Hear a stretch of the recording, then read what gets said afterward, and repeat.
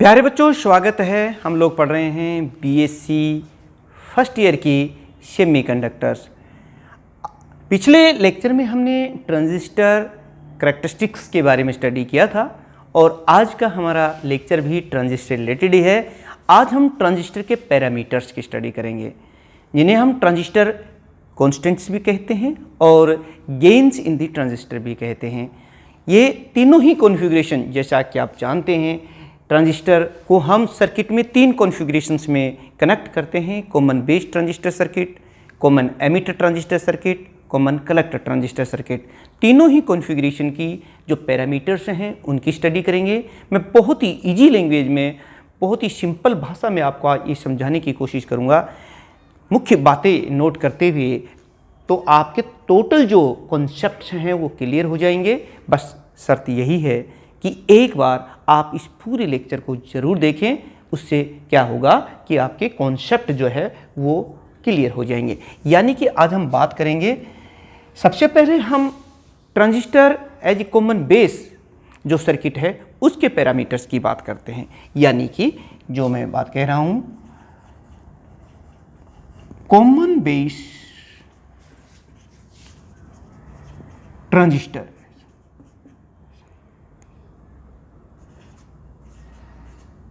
Circuit, पहले इसी की बात कर लेते हैं। पैरामीटर की जगह गेन्स वर्ड भी आएगा। कई ऐसी भी बातें हो सकती हैं जहां हम कॉन्स्टेंट्स की बात करेंगे। यानी कि चाहे parameter of common base transistor circuit हो, gains of common base transistor circuit हो, या फिर constants of the common base transistor circuit. पहले हम कॉमन बेस ट्रांजिस्टर सर्किट की बात करेंगे, उसके बाद हम कॉमन एमिटर और फिर कॉमन कलेक्टर। एक इस कॉन्फ़िगरेशन को अगर आप समझ जाएंगे तो आगे भी आपको समझ में आ जाएगा। पहले ये देखिए, कॉमन बेस ट्रांजिस्टर सर्किट, मैंने पिछले बताया था आपको, अगर ये सर्किट बनाना हो हमें और ट्रांजिस्टर बेस को कॉमन करना हो, क्योंकि तीन टर्मिनल्स होते हैं, तो इसमें हम क्या करेंगे, बेस को नीचे की तरफ लेंगे और इस तरीके से आप जो है डायग्राम बना लेंगे। भाई कोई भी सर्किट हम आगे चल के देखेंगे कि ट्रांजिस्टर को एज एन एम्पलीफायर, ट्रांजिस्टर को एज एन ओसिलेटर हम यूज़ करेंगे, तो वहाँ पर इन पैरामीटर्स का या इन गेन्स का बहुत ज़्यादा महत्व है। ये देखिए, ये कौन सा ट्रांजिस्टर हो गया है, ये पीएनपी ट्रांजिस्टर हो गया, पीएनपी। ये देखिए, मैंने आपको पिछला वीडियो जिन स्टूडेंट्स ने देखा है बहुत अच्छी तरीके से, उनको पता होगा कि सर्किट कैसे बनाते हैं। ये देखिए, ये क्या है, एमीटर है, ये कलेक्टर है और ये बेस है। अब देखिए, अब हमें इनपुट देखिए यहाँ लगानी है। This is the input terminal. Important point जो अब है यहाँ पर कि यहाँ एक बैटरी लगाने जा रहे हैं, लेकिन मैंने आपको बताया था कि जब भी कहीं भी ट्रांजिस्टर सर्किट हो तो उसके इनपुट जंक्शन को आप हमेशा फॉरवर्ड वाइज रखें। कारण ये है ताकि जंक्शन रेजिस्टेंस कम रहे। इनपुट में रेजिस्टेंस हमें कम ही रखना होता है और आउटपुट में जंक्शन रेजिस्टेंस हमें ज़्यादा रखना होता है। तो आउटपुट जो है उसे हम रिवर्स वाइज करेंगे, फिर चाहे वो पीएनपी हो या एनपीएन हो या कोई भी कॉन्फ़िगरेशन क्यों ना हो। चलिए देखते हैं कि यहाँ पर देखिए ये पी है और इसे मुझे फॉरवर्ड वाइज करना है, तो हम इसको बैटरी के पॉजिटिव टर्मिनल से जोड़ देंगे। ये देखिए, ये बैटरी का पॉजिटिव हमने जोड़ दिया है। मेरे साथ साथ आप डायग्राम बनाते जाइए, नोट्स बनाते जाइए और फिर देखिए, ये देखिए ये सर्किट बन गया। यहाँ की लगाते हैं, जहाँ भी बैटरी होती है वहाँ स्विच भी होता है। ये नेगेटिव हो गया। अब देखिए, आउटपुट में भी हम ऐसा ही करेंगे, क्योंकि आउटपुट किसी रेजिस्टेंस के अक्रॉस मिलेगा, इसलिए ये लोड रेजिस्टेंस है। ये देखिए, ये लोड रेजिस्टेंस है और यहाँ पर क्योंकि हमें इसे रिवर्स वाइज करना है, इसलिए इस टर्मिनल को जो कि P है उसको हम नेगेटिव से जोड़ेंगे, यानी कि इस तरीके से। ये देखिए प्यारे बच्चों, ये देखिए आउटपुट हमें इस लोड रेजिस्टेंस के एक्रॉस मिलने वाला है V नोट, और इनपुट हम इनके एक्रॉस लगाएंगे, ये इनपुट जंक्शन। ये देखिए, ये क्या है, ये हमें एमिटर करंट है, जबकि ये क्या दे रहा है हमें, ये कलेक्टर करंट दे रहा है। ये देखिए, और यहाँ पर बेस करंट है। सर्किट हमने बना दिया है। अगर ये एनपीएन होता तो भी कोई बात नहीं होती, तब n होता यहाँ पर तो हम यहाँ पर उसको नेगेटिव से जोड़ते, और यहाँ भी n है तो उसको हम यहाँ किससे जोड़ते, पॉजिटिव से, क्योंकि उसे हमें रिवर्स बायस करना होता है। लेकिन ये एक सिंपल सा हमारा कॉमन बेस ट्रांजिस्टर सर्किट बन गया। अब हम बात करेंगे पैरामीटर्स की, गेन्स की बात करेंगे, कॉन्स्टेंट्स की बात करेंगे। तो ये पैरामीटर्स होते क्या हैं, ये गेन्स होते क्या हैं? तो देखिए, गेन्स का मतलब होता है कि जो चीज़ हम इनपुट में लगाएंगे, चेंज करेंगे, उसकी वजह से आउटपुट में कितना मिलेगा। आप जानते हैं ना, जैसे कोई आदमी कोई बिजनेस करता है तो वो लागत लगाता है, वो उसकी इनपुट हो गई है। अब उससे जो मिलता है वो उसकी आउटपुट है, यानी कि उस लागत की वजह से ही जो गेन हो रहा है, जो हमें प्राप्त हो रहा है, वो आउटपुट मानी जाएगी। ये नहीं किसी और सोर्स से इनकम हो रही है तो उसको हम काउंट नहीं करेंगे। यहाँ पर मैं यहाँ एक बात आपको ये समझाना चाह रहा हूँ कि जो गेन हम करना चाहते हैं, तो जो इनपुट में हमने चेंज किया उसकी वजह से आउटपुट में कितना चेंज हुआ, तो फिर ये आउटपुट डिवाइडेड बाय इनपुट कर देंगे, यही गेन्स होगा। और किसी भी सर्किट में आप जानते हैं 4 चीज़ें अहम होती हैं, एक वोल्टेज, एक करंट, एक रेजिस्टेंस और एक पावर। यानी कि यहाँ 4 जो है 4 पैरामीटर्स हम यहाँ स्टडी करेंगे। एक हम उसे वोल्टेज गेन कहेंगे, दूसरे को हम करंट गेन कहेंगे, एक को हम रेजिस्टेंस गेन और एक पावर गेन। समझ गए होंगे। और कॉन्सेप्ट भी मैंने आपको समझा दिया, बता भी मैंने दिया आपको कि जैसे मान लो मैं कॉमन बेस ट्रांजिस्टर सर्किट में करंट गेन की बात करता हूँ, यानी कि पहला हमारा जो टॉपिक है, पॉइंट है, वो करंट गेन है। अब देखिए आपको क्लियर हो जाएगा मैं क्या कहना चाह रहा हूँ। करंट गेन ये हमारा पहला पैरामीटर है कॉमन बेस ट्रांजिस्टर सर्किट का। ये देखिए, अब ये देखिए, यानी कि क्या कहा था मैंने, आउटपुट और वही चीज इनपुट में क्या है, इन दोनों का जो रेशियो है वो करंट गेन कहलाता है। तो बता सकते हैं, हमने मान लो इनपुट में कितना करंट चेंज किया, डेल्टा आई ई, आउटपुट में करंट कितना चेंज हुआ, डेल्टा आई सी। किसकी वजह से, इस चेंज करने की वजह से, एमीटर में चेंज करने की वजह से कलेक्टर में कितना चेंज आया, तो कलेक्टर में जो चेंज आया डिवाइड बाय जो एमीटर में चेंज आया, इस रेशियो को हम कहते हैं करंट गेन। यानी कि ratio of the change in output current and change in input current. लेकिन ध्यान इस चीज का यहाँ पर हमें रखना होगा कि ये जो कलेक्टर करंट में जो चेंज आएगा वो कलेक्टर बेस वोल्टेज को चेंज करने से भी तो आता है, इसलिए हमें कलेक्टर बेस वोल्टेज को कांस्टेंट रखना है ताकि इसकी वजह से कोई कलेक्टर करंट ना आए, सिर्फ इसमें जो चेंज करेंगे उसकी वजह से आए। यानी कि अब हमें डेफिनेशन समझ में, कोई भी गेन हो प्यारे बच्चों, बस आपको इतना ध्यान रखना है कि वही चीज आउटपुट डिवाइडेड बाई वही चीज इनपुट, वही कहलाता है गेन्स। तो चलिए अब आप बताइए करंट गेन क्या होता है। It is defined, simple definition, कुछ भी ध्यान ना रहे तो आपको यही कहना है, it is defined as the ratio of the output change in output current and the change in input current at constant output voltage.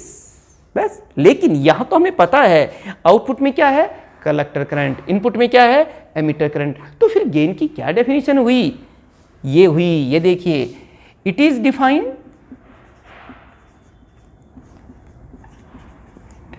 As the ratio of small change in, ये देखिए स्मॉल चेंज इन, साथ साथ आप लिखते जाइए। अपने खुद के नोट्स जो होते हैं बहुत इंपॉर्टेंट होते हैं, समझ समझ करके लिखने के होते हैं, और खुद के जब नोट्स बन जाते हैं तो वो चीज़ समझ में आ जाती है। नहीं अगर आप बना पाते हैं तो डिस्क्रिप्शन में आपको लिंक मिल जाएगा जिससे यही चीज़ जो मैं यहाँ लिख रहा हूँ हैंड रिटन फॉर्म में, वो भी आपको वहाँ से आप डाउनलोड कर सकते हैं। ये देखिए, it is defined as the ratio of small change in collector current and small change in, क्योंकि small change in emitter current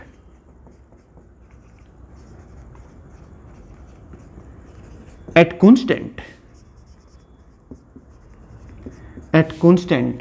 अब आउटपुट वोल्टेज कौन सी है, collector base voltage at constant, मैं इसको ऐसे लिख देता हूं, कलेक्टर बेस वोल्टेज, ये देखिए, and it is denoted by, ये जो करंट गेन है कॉमन बेस ट्रांजिस्टर सर्किट के केस में, इसे हम अल्फा से लिखते हैं, it is denoted by alpha, ये इसका स्टैंडर्ड सिंबल है, यानी कि alpha AC is equal to small change in collector current, किसकी वजह से हो रहा है, due to small change in emitter current at constant collector base voltage, यानी कि VCB कांस्टेंट। और प्यारे बच्चों, अगर ये तो है चेंज करने की वजह से, मान लो हमने यहाँ पर DC वोल्टेज लगाई है तो फिर हमें चेंज की जरूरत नहीं है, डायरेक्ट भी आप कर देंगे कि IC divided by I eight constant collector base voltage, ये तो AC के केस में है। और अगर हम इसकी बात करें DC के केस में, DC तो ये कितना होगा, it is equal to IC divided by IE, ये देखिए IC डिवाइड बाई, ये हमारे पास डेफिनेशन हो गई। अब प्यारे बच्चों, एक बात आपको और ध्यान रखनी है, क्या कि ये देखिए जो एमीटर करंट आया है, आप जानते हैं कि जो ये वाइड है P और P दोनों, और ये जो बेस है ये काफ़ी नैरो है, यानी कि जो एमीटर करंट होगा उसमें ज़्यादातर हिस्सा जो है कलेक्टर करंट के रूप में पास हो जाता है, और नीचे क्योंकि बेस नैरो है तो कुछ हिस्सा बेस में भी जाएगा, यानी कि मैं जो यहाँ बात करने जा रहा हूँ उसको आपको याद रखनी है सभी कॉन्फ़िगरेशंस में। क्या कि ये देखिए जो डेल्टा IE है ये किसके बराबर है, delta IC plus delta IB, ये है, ये बात हमें ध्यान रखनी है। ये देखिए delta IE equal to delta IC plus delta IB, समझ रहे हैं, यानी कि बेस करंट जो है बहुत ही कम है, नैरो है, इसकी वजह से तो ये चीज़ हमारे पास बन गई है। इसको आप इस तरह से लिख लेंगे। अब यहाँ सोचने की बात है, देखो कोई भी गेन आप पढ़ेंगे, चाहे वोल्टेज गेन हो, चाहे करंट गेन हो, पावर गेन हो, रेजिस्टेंस गेन हो, तो हम ऐसे ही रेशियो निकालेंगे, इस तरह से रेशियो निकालेंगे। जब रेशियो निकालेंगे तो 3 ही प्रोबेबिलिटी होगी, कोई भी कॉन्फ़िगरेशन हो, कोई भी गेन हो, 3 ही तो प्रोबेबिलिटी बनेगी। 3 प्रोबेबिलिटी कौन सी बनेगी वो देख लीजिए, या तो उस गेन की वैल्यू, वो वैल्यू जो आएगी वो 1 आ जाएगी। और प्यारे बच्चों 1 कब आएगी, जब ऊपर और नीचे दोनों सेम होंगे तभी तो कट जाएंगे ना, तो 1 आ जाएगी, यानी कि कलेक्टर करंट और एमीटर करंट दोनों मान लो बराबर हो जाएंगे तो 1 आई। मैं संभावना बता रहा हूं आपको कि कौन कौन सी प्रोबेबिलिटी, अगर जितना आउटपुट है उतना ही इनपुट है तो फिर कोई गेन ही नहीं हुआ, और हो गए हैं तो उसकी वैल्यू कितनी आएगी, 1 आएगी, तो यहाँ पर नाइदर लॉस नोर गेन वाली स्थिति पैदा हो जाएगी। हाँ, ये भी तो हो सकता है कि उसकी वैल्यू 1 से ज़्यादा है, 3 ही तो प्रोबेबिलिटी है, या तो 1 आएगी ये रेशियो, या 1 से ज़्यादा होगा, या फिर 1 से कम होगा। अगर तो 1 है it means that neither gain NOR loss. अगर 1 से ज़्यादा आया है, अगर उसकी वैल्यू जो है 1 से ज़्यादा आ रही है, तो इसका मतलब है कि जो न्यूमरेटर है वो डिनोमिनेटर से ज़्यादा है, और ऐसी अवस्था में गेन्स पॉसिबल होगा। इसका मतलब है हमें आउटपुट ज़्यादा मिला, इनपुट हम कम लगाया था, तो गेन्स पॉसिबल है। तीसरी प्रोबेबिलिटी भी तो यहाँ बनती है, वो ये है कि ये 1 से कम भी तो आ सकती है। कम कब आएगी, जब न्यूमरेटर कम हो और डिनोमिनेटर ज़्यादा, यानी कि आउटपुट कम इनपुट ज़्यादा, तो फिर उसकी जो रेशियो की जो वैल्यू आएगी वो 1 से कम, यानी कि जब वो वैल्यू 1 से कम आए तो समझ जाइए कि वहाँ पर गेन पॉसिबल नहीं है। तो चलिए अब हम देख लेते हैं हमारे इस कॉमन बेस ट्रांजिस्टर सर्किट की केस में करंट गेन की क्या पोजीशन है। यहाँ से देखिए delta IC divide by delta IE। अब ये बात, ये इस रिलेशन से आप ध्यान से देखिए कि जो एमीटर करंट है ज़्यादातर तो कलेक्टर करंट में है, बेस करंट तो वहाँ बहुत ही कम है, लेकिन होगा ना, कुछ तो होगा ना। क्या एमीटर करंट कलेक्टर करंट के बराबर हो सकता है? क्योंकि जब ये करंट आएगा तो उसमें कुछ बेस में भी तो जाएगा। इसका मतलब किसी भी अवस्था में कलेक्टर करंट जो है वो एमीटर करंट के बराबर नहीं हो सकता। इसका सीधा मतलब ये है कि डेल्टा IC, ये देखिए, but delta IC will be always remains less than delta I यानी ये जो न्यूमरेटर है ये हमारे डिनोमिनेटर से हमेशा कम रहेगा, ये कम रहेगा। अब ऐसी पोजीशन अगर होगी तो फिर अल्फा की वैल्यू 1 आएगी ही नहीं और ये 1 से कम ही रहेगी। It always remains less than 1। अब लेस देन 1 है तो इसका मतलब क्या हुआ कि गेन्स पॉसिबल नहीं है। तो आप यही तो कहेंगे कि इन case of common base transistor circuit current gain is not possible. किसी भी अवस्था में अल्फा की वैल्यू 1 से ज़्यादा नहीं हो सकती। हाँ, आप इस गेन को इंक्रीज कर सकते हैं। ये जितना डेल्टा आईसी बढ़ेगा उतना हमारा गेन बढ़ जाएगा, लेकिन ये डेल्टा आईसी कब बढ़ेगा? ये तब बढ़ेगा जब बेस करंट कम होगा। बेस करंट कब कम होगा? जब बेस को हम और नेरो कर देंगे। अगर मान लो देखो बेस को बिल्कुल हटा दें तो फिर क्या होगा? बेस ये 0 हो जाएगा तो डेल्टा ई बेटा डेल्टा ई सी, तो बेस हट गया। यानी कि आपने जो बीच में था एन टाइप उसको बिल्कुल ही खत्म कर दिया, लेकिन फिर वो ट्रांजिस्टर नहीं रहा। समझ रहे हैं ना? इसका मतलब अगर ट्रांजिस्टर है तो बीच में बेस भी है, और बेस भी है तो फिर कलेक्टर करंट एमिटर करंट के बराबर नहीं हो सकता। हाँ, इसको बढ़ा तो सकते हैं बेस को नेरो करके। अगर कोई आपसे सवाल पूछता है कि क्या कॉमन बेस ट्रांजिस्टर सर्किट में करंट गेन को हम इंक्रीज कर सकते, बिल्कुल कर सकते हैं by making the base narrow. यानी कि ये जो अल्फा की वैल्यू होगी ये 0.95 से लेकर के 0.9899 तक भी हो सकती है, but never 1। And this current gain in common base transistor circuit can be increased by making the base narrow. Current gain can be increased by making base narrow. तो प्यारे बच्चों, आपको पता चला कॉमन बेस ट्रांजिस्टर सर्किट में current gain. अब हम बात कर लेते हैं रेजिस्टेंस गेन की। रेजिस्टेंस गेन ये कॉमन बेस ट्रांजिस्टर सर्किट का सेकंड पैरामीटर है। प्यारे बच्चों, मैंने आपको पहले ही बता दिया, कुछ भी ध्यान ना रहे एक बात तो ध्यान होगी जो मैंने आपको बताई है। मैंने क्या बताया था? वही चीज आउटपुट डिवाइडेड वही चीज इनपुट, इन दोनों का जो रेशियो है वही गेन कहलाता है। अब कोई आपसे कहे भाई what is resistance gain in this circuit, तो आप क्या कहेंगे कि it is defined as the ratio of output resistance divide by input resistance. Simple सी बात है, ये तो याद रहेगी ना सभी गेन्स के लिए। और अगर उनके नाम पता हो कि कौन आउटपुट में है कौन इनपुट में है तो फिर और आसान रह जाता है। यानी कि आप जानते हैं, अगर मैं इसी ट्रांजिस्टर की बात करूं यहाँ पे, ये देखिए ये पी टाइप है, ये एन है और ये पी टाइप है। ये हमारा एमीटर है और ये है हमारा बेस। ये देखिए ये बेस हो गया, ये एमीटर हो गया और ये कलेक्टर हो गया। यहाँ पर दो जंक्शंस नज़र आ रहे हैं। आउटपुट में ये कलेक्टर बेस जंक्शन रेजिस्टेंस हो गया और इनपुट में ये एमीटर बेस जंक्शन रेजिस्टेंस हो गया। प्यारे बच्चों, अब आप रेजिस्टेंस गेन की बात बता सकते हैं। क्या हुई? यानी it is defined as the ratio of, output में क्या है?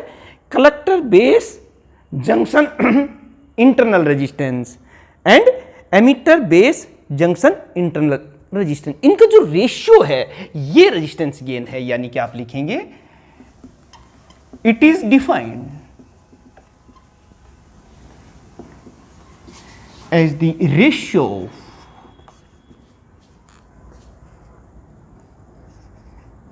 ये देखिए कलेक्टर, आउटपुट में क्या है?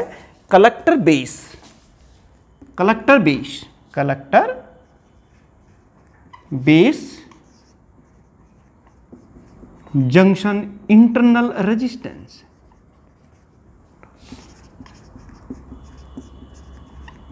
Resistance and emitter base, emitter base junction internal resistance.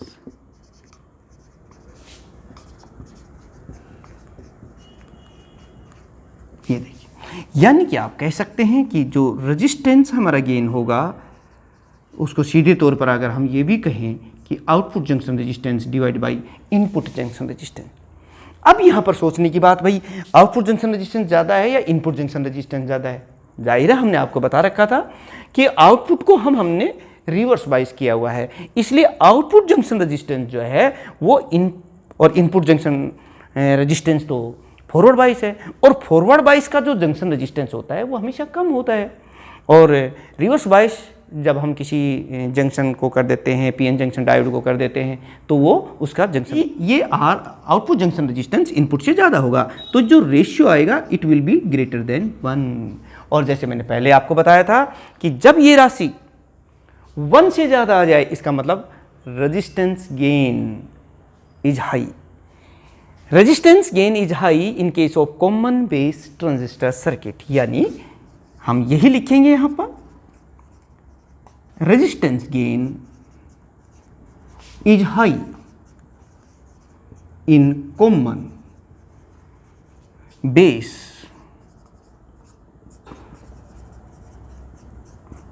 Transistor circuit. प्यारे बच्चों, ये रेजिस्टेंस गेन हो गया, और अब हम देख लेते हैं कि वोल्टेज गेन क्या होता है। अब हम देखते हैं वोल्टेज गेन। ये हमारा थर्ड पैरामीटर है कॉमन बेस ट्रांजिस्टर सर्किट के लिए।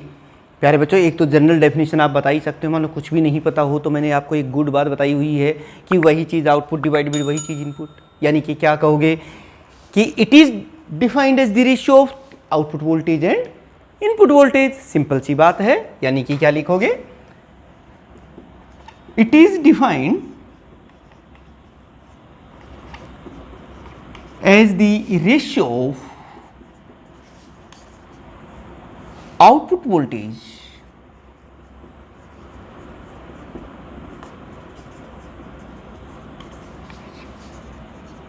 And input voltage.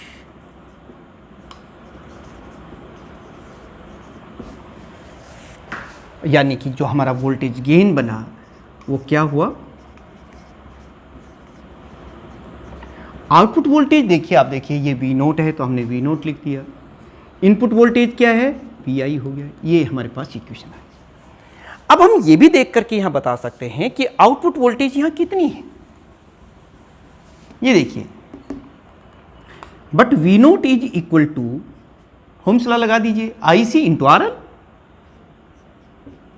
ये होगी आउटपुट। और इनपुट वोल्टेज क्या होगी ओम्स लॉ के मुताबिक, इनपुट करंट कौन सा है IE, और इनपुट रेजिस्टेंस जो है वो RI।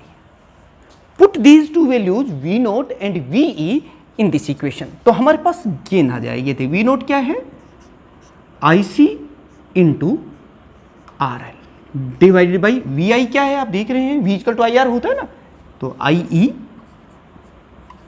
Into RI। ये देखिए, इसको कुछ हम इस तरीके से लेके आपको एक अगर मैं यहाँ ये देखिए ब्रैकेट लगा देता हूँ तो यहाँ पर आपको पता चलेगा ये जानी पहचानी सी चीज़ है, IC बटा IE। ये क्या है, ये तो करंट गेन है, अभी तो पढ़ा था, collector current divided by emitter current, ये अल्फा है, current gain in case of common base transistor circuit. आप इसे लिखेंगे alpha into RL divide by RI, ये हो गया, ये हमारा वोल्टेज गेन आ गया, यानी कि current gain multiply by the load resistance divided by the internal junction resistance, तो ये वोल्टेज गेन आ गया है।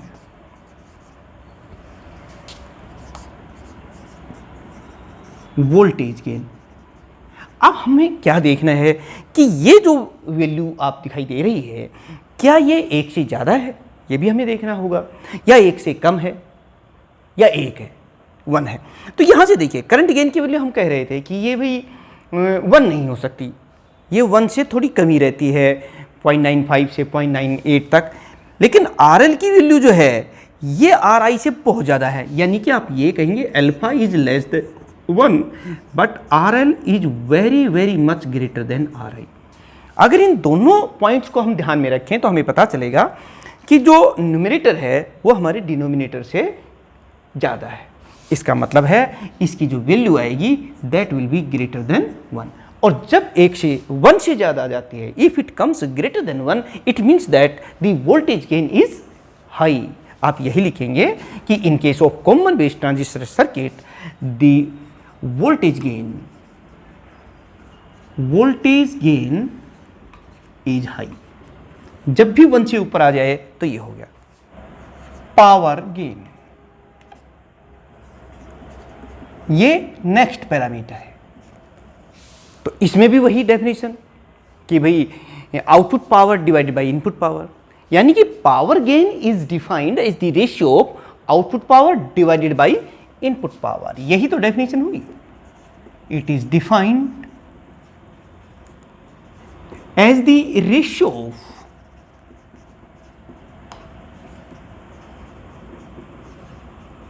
Output power and input power.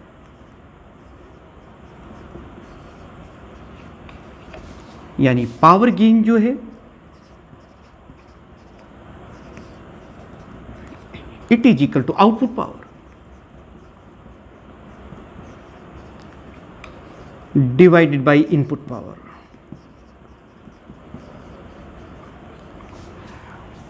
और पावर का फार्मूला, इलेक्ट्रिकल पावर का फार्मूला आप जानते हैं। पावर क्या होती है? It is defined as the product of potential difference and electric current. यानी कि अब बताइए, आउटपुट पावर का मतलब है output voltage multiply by output current. और आउटपुट करंट क्या है? ये देखिए, आउटपुट वोल्टेज तो V नोट है, आउटपुट करंट क्या है? IC है। और ये देखिए, इनपुट पावर में इनपुट वोल्टेज यानी कि VI multiply by input current. Input current क्या है? यहाँ पर IE है। ये देखिए, अब यहां से इसको इस तरीके से देखिए बेटे, ऐसे अगर हम इसको देखें तो ये क्या है? It is the voltage gain. और ये क्या है? ये तो करंट गेन है। यानी कि ये जो चीज अब हमारे पास आएगी, ये कि voltage gain multiply by current gain.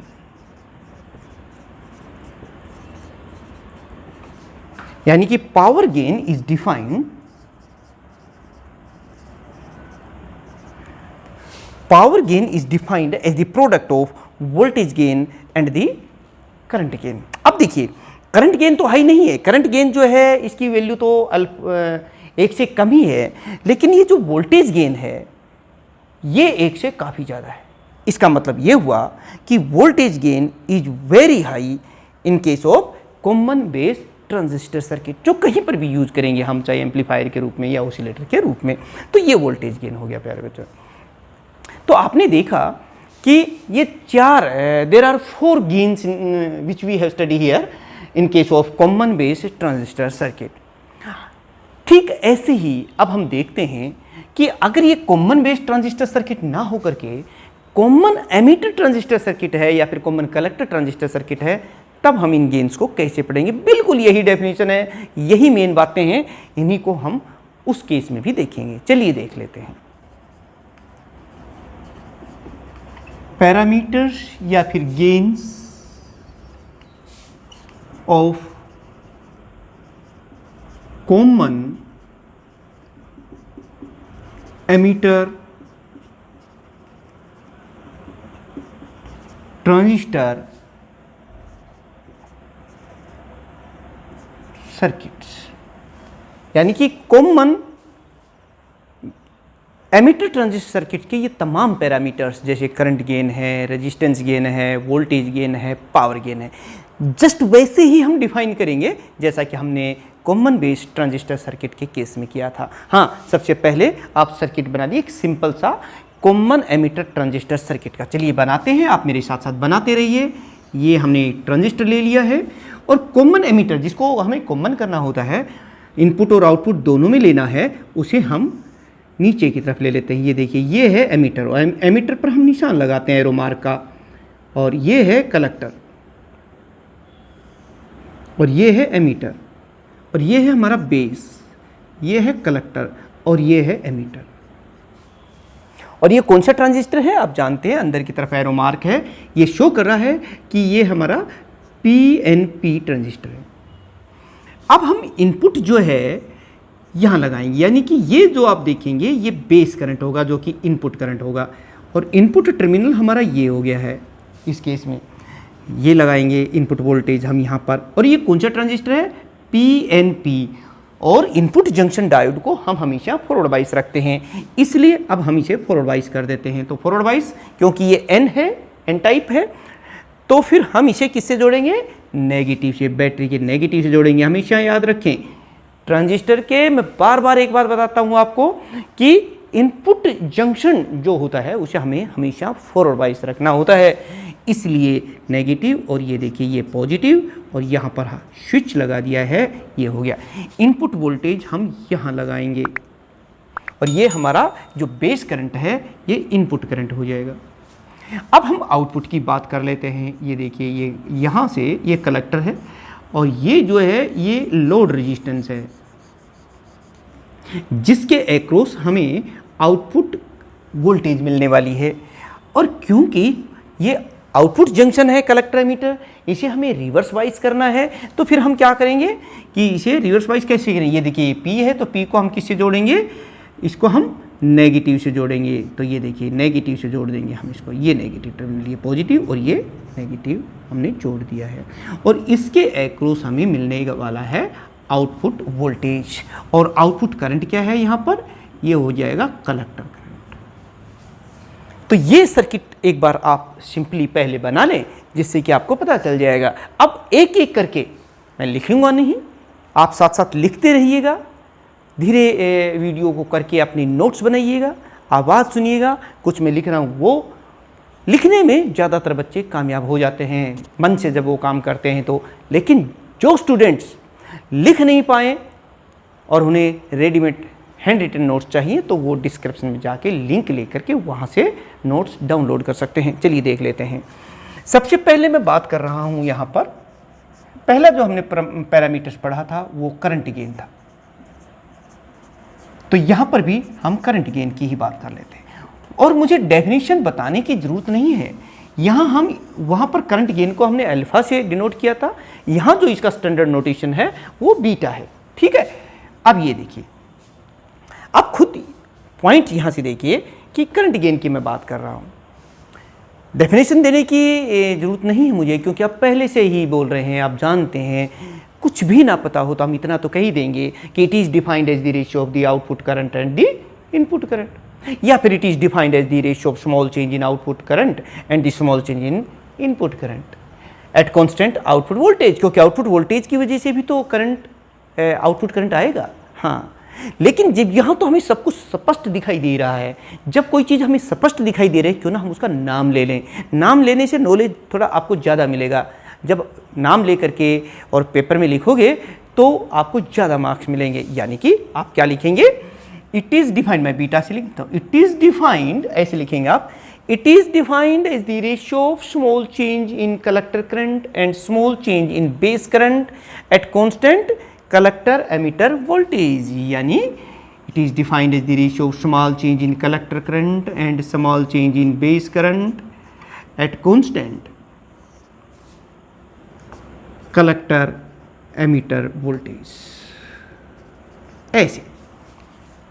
और ये तो एसी की बात हुई। अगर हम सिंपल डीसी की बात करें तो beta DC it is equal to, आप इसको सीधा से लिख देंगे आईसी डिवाइड बाई आईबी, बस। अब हमें ये देखना होगा कि भाई ये जो रेशियो आ रहा है क्या ये 1 से ज़्यादा है, 1 से कम है या 1 के बराबर है, वो देख लेंगे। उसके लिए मैंने आपको एक बात बताई थी कि एक रिलेशन है जो सभी कॉन्फ़िगरेशंस पे लागू होता है कि जो डेल्टा आई ई है that is equal to delta I C plus delta I B. ये देखिए, अब यहाँ से जो देखने की बात है, मैंने आपको बताया था जो बेस करंट है वो बेस तो बहुत ही नेरो होता है, तो ये बेस करंट भी कम होगा, यानी कि बेस करंट तो बहुत ही कम है, ये बहुत कम है, तो फिर कलेक्टर करंट तो इससे बहुत ज़्यादा है, यानी न्यूमरेटर जो है हमारे डिनोमिनेटर से कहीं ज़्यादा है। इसका सीधा मतलब होता है कि ये तो 1 से ज़्यादा ही आएगा। इसके पीछे कारण ये है कि delta I C is very very much greater than delta I, ये देखिए डेल्टा आई बी, इसीलिए 1 से ज़्यादा। और जब कोई चीज़ 1 से ज़्यादा आ जाती है कोई पैरामीटर, इसका मतलब है कि वो हाँ गेन हाई है। तो हम यही लिखेंगे कि current gain is very high in case of common emitter transistor circuit. यानी the current gain is high in case of common emitter की स्टडी कर रहे हैं ना, कॉमन एमीटर ट्रांजिस्टर सर्किट। अब प्यारे बच्चों हमें एक और बात देख लेते हैं कि भाई ये जो हमने करंट गेन बीटा है, क्या इसका कोई रिलेशन अल्फा से भी है? अल्फा क्या है? Current gain in case of common base transistor circuit. उसके लिए देखिए यहां से आप डेल्टा आई बी की, यह हमारा स्टैंडर्ड रिलेशन है, यहां से आप डेल्टा आई बी की वैल्यू निकाल लीजिए, यानी कि delta I B is equal to delta I E minus delta I C. ऐसे ये देखिए कर सकते हैं ना हम इसको। अब put this value of delta I B in this equation number 1, यहां रख दीजिए। Beta is equal to delta I C divided by delta I E minus delta I C. ये देखिए ये रख दिया हमने। अब यहां एक काम करना हमें, divide numerator and denominator by delta I E. यानी कि मैंने क्या कह रहा हूं, इसको क्या करना हमें, divide numerator and denominator by delta I E. We write. तो चलिए लिख देते हैं, beta is equal to delta I E से जब हम इसको डिवाइड करेंगे तो delta I C divided by delta I E, और नीचे देखिए इसको डेल्टा आई ई से डिवाइड करेंगे 1 हो जाएगा, और इसको करेंगे तो delta I C divided by delta I E. ये देखिए अब यहाँ पर आपको एक जानी पहचानी चीज नजर आएगी, यानी कि डेल्टा आई सी बटा डेल्टा आई क्या है। ये देखिए ये आप जानते हैं ना, delta I C divided by delta I E, ये हमने थोड़ी देर पहले ही पढ़ा था। ये क्या है, it is equal to alpha. It was the current gain in case of common base transistor circuit. तो जब ये चीज यहां लिखेंगे हम, तो हमें क्या मिलेगा, इज इक्वल टू, ये देखिए डेल्टा आई सी बटा डेल्टा, ये क्या है, अल्फा है, तो हम यहाँ अल्फा लिख देते हैं, डिवाइडेड बाई 1 माइनस अल्फा। ये है, this is the relationship between the current gain alpha and current gain beta. Alpha क्या है, current gain in case of common base transistor circuit, beta क्या है, current gain in case of common emitter transistor circuit. अब ये relation हमें याद रखना है, लेकिन यहां से एक इंपॉर्टेंट पॉइंट हमें और पता चल जाएगा। देखिए अल्फा की वैल्यू देखिए, अगर हम अल्फा को 0.98 ले लेते हैं तो हमें हो जाएगा, ये देखिए beta is equal to 0.98 divide by 1 minus 0.98, और जब हम इसको लिखेंगे तो 0.98 डिवाइड बाई 0.02, और जब इसको सोल्व करेंगे तो ये 49 आ गया। यानी कि बेस करंट अगर हम 1 एम्पियर लगाते हैं तो कलेक्टर करंट इस केस में हमें 49 एम्पियर आएगा, यानी कि 49 टाइम्स हमें करंट मिल रहा है। इसका सीधा मतलब ये तो 1 से बहुत ज़्यादा बड़ा है ना, it is very much greater than 1। It means that current gain in case of common emitter transistor circuit is very high. यानी आप यही तो लिखेंगे कि current gain in common emitter transistor circuit is high.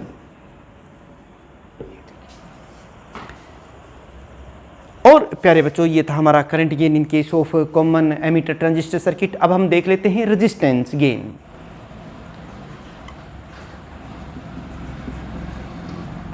Resistance gain, resistance gain वही definition, it is defined as the ratio of output junction resistance and the input junction internal resistance, and it is equal to R0 by Ri, और ये हम पहले से ही जानते हैं कि output junction resistance, क्योंकि उसे हम रिवर्स वाइज किया हुआ है, वो हमारे इनपुट जंक्शन रेजिस्टेंस से कहीं ज़्यादा है। यानी कि यहाँ पर हम सभी जानते हैं, बार बार मैं आपको बता रहा हूँ कि R0 is very much greater then input and therefore it will be greater than 1। और क्योंकि ये एक से ज़्यादा आ गई है, इसका मतलब है कि resistance gain is very high in case of common emitter transistor circuit. thus हम यही बात यहाँ लिखेंगे, resistance gain is high in case of common emitter transistor circuit। Resistance gain के बाद हम वोल्टेज गेन की बात करते हैं। वोल्टेज थर्ड जो पैरामीटर है गेन है वो है वोल्टेज गेन, और डेफिनेशन आप समझ ही गए हैं।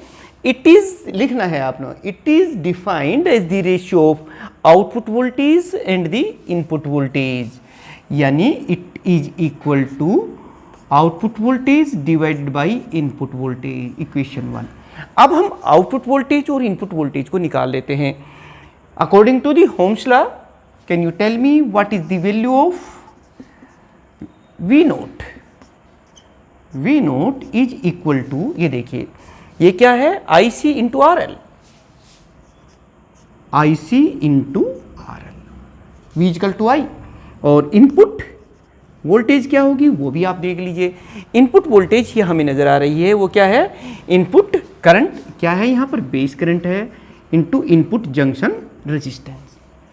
Put these two values V note and VI in equation 1, तो हमारे पास वोल्टेज गेन आ जाएगा। ये देखिए voltage gain is equal to V naught कितना है, IC into RL divided by IB into RI। और ये देखिए यहाँ पर, यहाँ अगर मैं ये बात करूँ सिर्फ इस फैक्टर को देखें तो IC डिवाइडेड बाई IB ये क्या है, अभी हमने पढ़ा है ये करंट गेन है in case of common emitter transistor circuit, यानी कि इसे आप लिखेंगे बीटा, और ये है लोड रेजिस्टेंस और ये है R इनपुट जंक्शन रेजिस्टेंस। यानी कि voltage gain is equal to the current gain multiply by the load resistance across which we are getting the output and the input junction resistance. अब यहां पर देखने की बात है कि क्या ये वैल्यू एक से ज़्यादा आएगी, क्योंकि ये तो हम हर पैरामीटर के बाद स्टडी करते हैं, हम जानते हैं कि जो बीटा की वैल्यू है, ये देखिए, बट बीटा जो है ये तो 49 आया था, आपने देखा था, it is very very much greater than 1। और एक और बात भी जानते हैं कि RL is also very much greater then RI।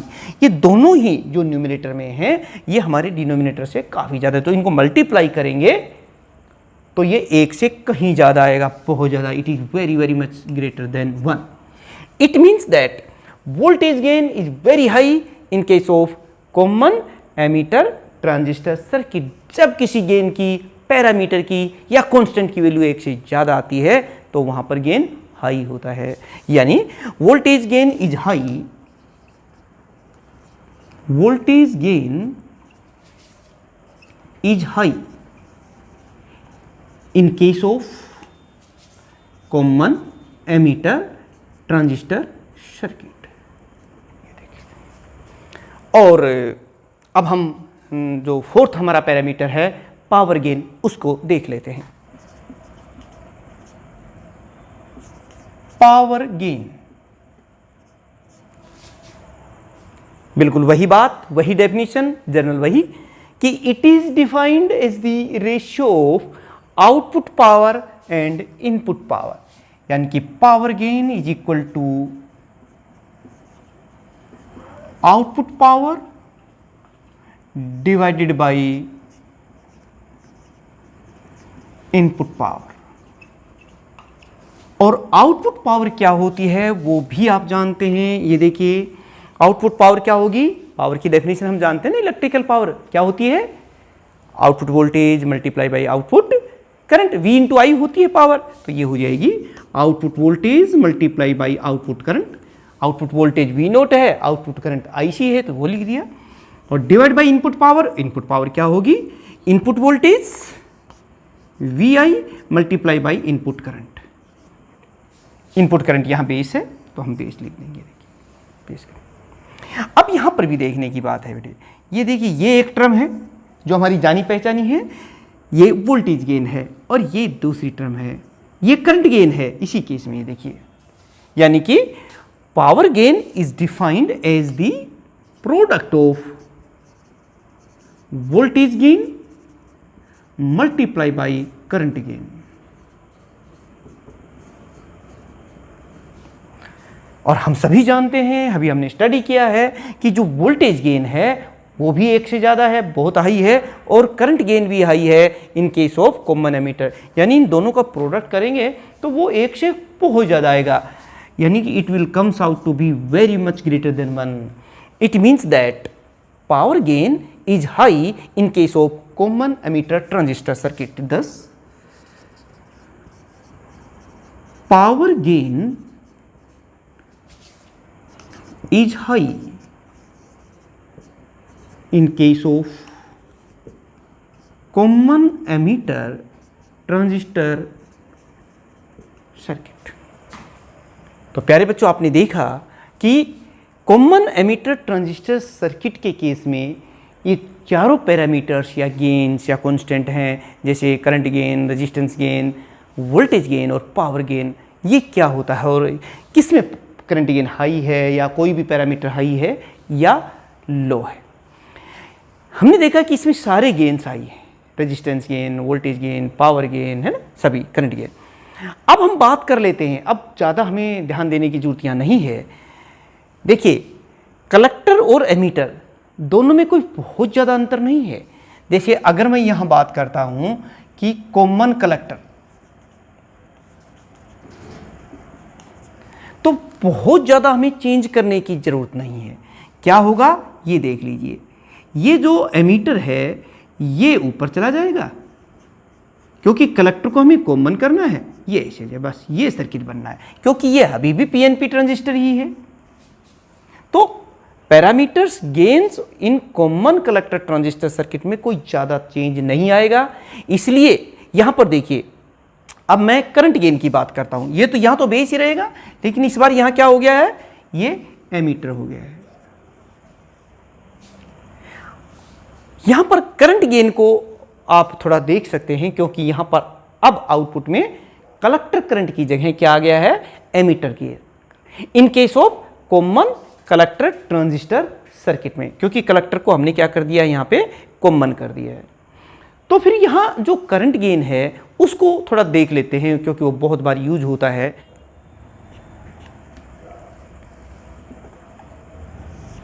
In case of common collector transistor circuit कैसे स्टडी करेंगे, ये देखिए, वही definition, it is defined as the ratio of output current and the input current. लेकिन यहां पर हमें पता है आउटपुट में एमिटर करंट है और इनपुट में बेस करंट है, तो हम इसे क्या से लिखेंगे, it is defined as the ratio of small change in, मेरे साथ साथ नोट्स बनाते रहें, small change in emitter current and small change in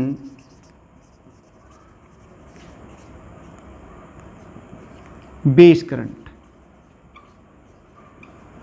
लेकिन यहां एक बात ध्यान रखनी है कि इस बेस करंट में चेंज करने की वजह से एमिटर करंट कितना चेंज हुआ, इस दौरान हमें एमिटर कलेक्टर वोल्टेज जो आउटपुट वोल्टेज है उसे कांस्टेंट रखनी है, यानी कि यही तो लिखेंगे, एट कांस्टेंट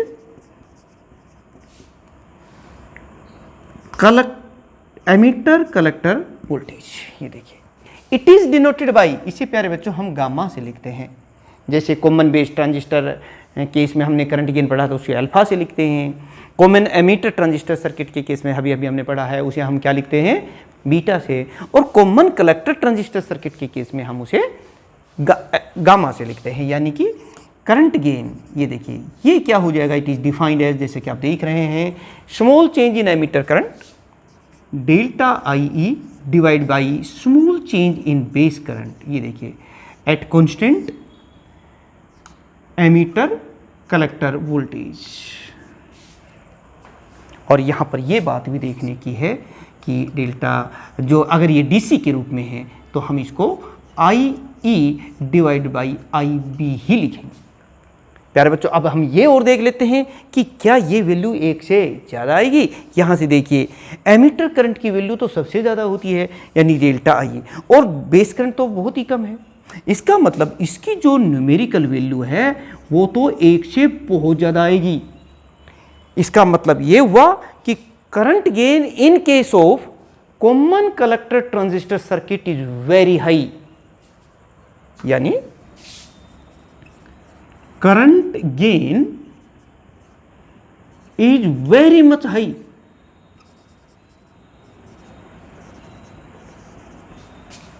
आप एक तरह से देखेंगे कि सबसे ज़्यादा जो तीनों कॉन्फ़िगरेशंस में करंट गेन है, कॉमन बेस, कॉमन एमीटर और कॉमन कलेक्टर, इसमें कॉमन कलेक्टर का करंट गेन जो मैक्सिमम होता है, ये भी हमें पता होना चाहिए। कई बार कॉम्पिटिटिव एग्जाम्स में पूछ लेते हैं तो वो देख लेते हैं। अब चलिए हम इस गामा का रिलेशन देखते हैं कि हमारे अल्फा या बीटा इनके आपस में क्या संबंध है। अगर एक गेन दिया हुआ हो तो फिर हम दूसरा निकाल सकते हैं। डेल्टा आई बी की वैल्यू निकालिए और यहाँ रख दीजिए। This equation now becomes that gamma is equal to delta I E divided by, delta I B के स्थान पर क्या लिखेंगे, delta I E minus delta I C. ये देखिए divide the numerator and denominator by delta I. ये देखिए इनकी बात कर रहा हूं, divide numerator and denominator by delta I E. जब इसको हम डिवाइड करेंगे तो हमें क्या मिलेगा, गामा इज इक्वल टू, देखो डेल्टा आई ई से डिवाइड कर देंगे तो यहाँ क्या आ जाएगा, यहाँ तो 1 आ जाएगा। और नीचे ये देखिए इसको 1 से डिवाइड करेंगे तो क्या आ जाएगा, यहाँ भी 1 आ जाएगा। माइनस यहाँ से देखिए delta I C divided by delta I E, इससे divide, delta I C divide by delta I E. ये क्या है, ये तो अल्फा है ना। कॉमन बेस ट्रांजिस्टर सर्किट के केस में हमने कॉमन बेस, जब बेस नीचे था तो आउटपुट में क्या था, कलेक्टर करंट था, इनपुट में क्या था, एमीटर करंट था। तो ये करंट गेन अल्फा है, यानी कि हम अल्फा लिख सकते हैं। तो gamma is equal to 1/1 minus alpha. ये देखिए मेरे बच्चों, ये this equation set up the relationship between the alpha and gamma, that is it set up the relationship between the current gain alpha and current gain gamma. चलिए हम जानते हैं एक बात यहाँ पर कि अल्फा की वैल्यू हम कितना लेके चलते हैं, 0.98 ले लीजिए। मान लो अगर अल्फा की वैल्यू 0.98 है तो फिर गामा कितना होगा वो देख लीजिए, 1/1 माइनस 0.98। इसको हम ऐसे लिख सकते हैं 1/0.02। सोल्व कर दीजिए इसे, और ये तो कितना हो जाएगा, ये तो 100/2, ये तो 50 आ गया। जबकि कॉमन एमीटर ट्रांजिस्टर सर्किट के केस में जो बीटा की वैल्यू थी वो कितनी थी, वो तो 49 आई थी। उसी वैल्यू के लिए गामा की वैल्यू 50 आ रही है। इसका मतलब ये इनपुट को 50 टाइम्स ज़्यादा कर देता है। जैसे इनपुट में अगर हमें 1 एम्पियर करंट होता है तो आउटपुट में हमें 50 एम्पियर करंट मिलेगा, यानी कि 50 टाइम्स ज़्यादा। यानी कि current gain is very much high in case of the common collector transistor circuit. और ये प्रॉपर्टी, ये करैक्टरिस्टिक्स, ये पैरामीटर्स हम आने वाले वीडियोस में, आने वाले लेक्चर्स में जब हम आपको पढ़ाएंगे एम्पलीफायर्स और ऑसिलेटर्स, उनमें यूज करने वाले हैं। तो प्यारे बच्चों ये देखा आपने। अच्छा, कई बार एक क्वेश्चन पूछा जाता है कि चलिए ये तो अल्फा और गामा में रिलेशन हो गया, थोड़ी देर पहले हमने बीटा और अल्फा के बीच में भी रिलेशनशिप सेटअप किया था। तो अब हम देख लेते हैं क्या तीनों गेन्स के बीच में, अल्फा, बीटा और गामा में कोई रिलेशन है। Relationship between alpha, beta and gamma. प्यारे बच्चों, हम जानते हैं कि जो बीटा हमने पढ़ा था वो क्या था, आपने वो रिलेशन देखा था, alpha divide by 1 minus alpha, यही था ना। अब यहाँ से इसको हम दो अलग तरीके से लिखते हैं, जैसे अल्फा एक तरफ रख लिया और 1/1 माइनस अल्फा यहाँ लिख दिया। और अभी अभी मैंने आपको बताया था कि ये क्या है, गामा और अल्फा के बीच में रिलेशन। अभी मैंने आपको बताया ही था कि gamma was equal to 1/1 minus alpha, ठीक है। तो फिर ये रिलेशन हमारा क्या हो जाएगा, beta is equal to alpha into gamma, यानी कि आप कहेंगे gamma is equal to beta by alpha.